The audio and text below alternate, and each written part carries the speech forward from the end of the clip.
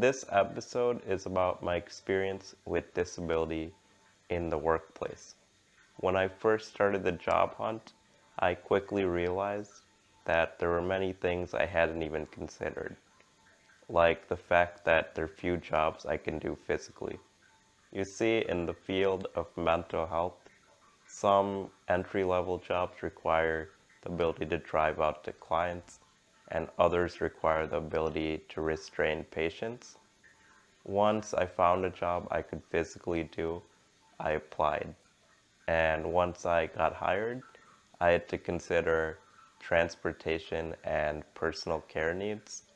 Since I cannot drive, I had to rely on public transportation, which made my commute an hour and a half both ways because I had to take a train to Chicago and a bus to my office from there. Personal care needs were a little bit more challenging to address.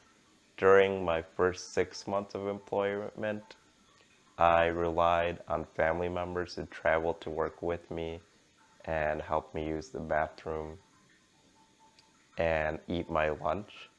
Speaking of which, this was around the time when I began having difficulty feeding myself. So I was still a little bit self-conscious about this. Like Michael Scott, I felt singled out by my disability. I am the only one here who has a legitimate disability.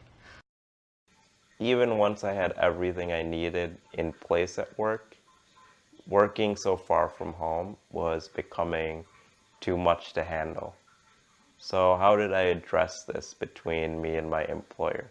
Well, let me get into the backstory. So one day I was going into work and I got there and I was experiencing some stomach issues that day.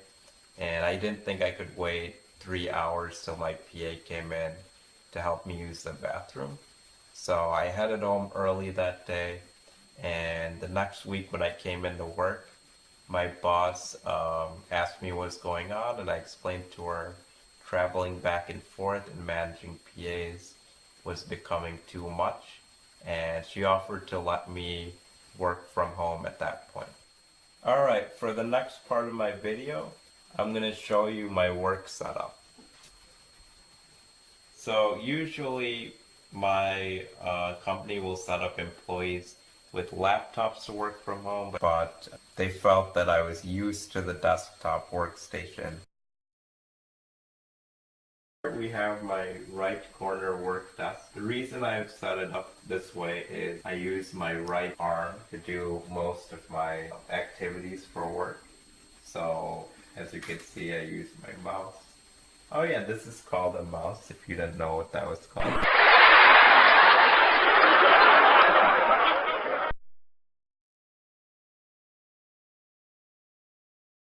Shouldn't you be working? Okay. Assistive technology.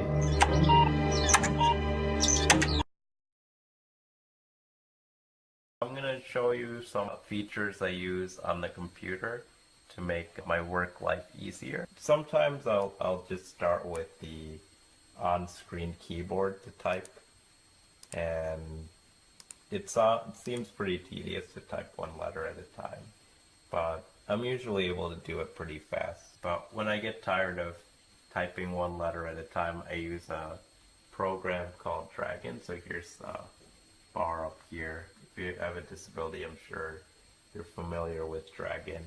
But it's just pretty much a dictation program. Usually you need a pretty good microphone to use it. So this right here in front of me, it's called a gooseneck buddy. This is one of the few pieces of technology I bought by myself for work. It's probably about $100. Maybe it's less now because it's older.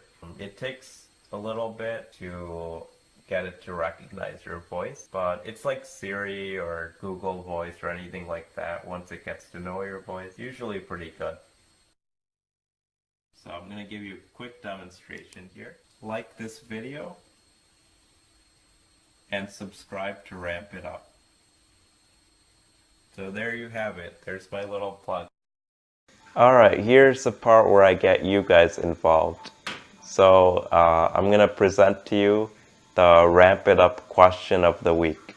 What are your barriers to employment?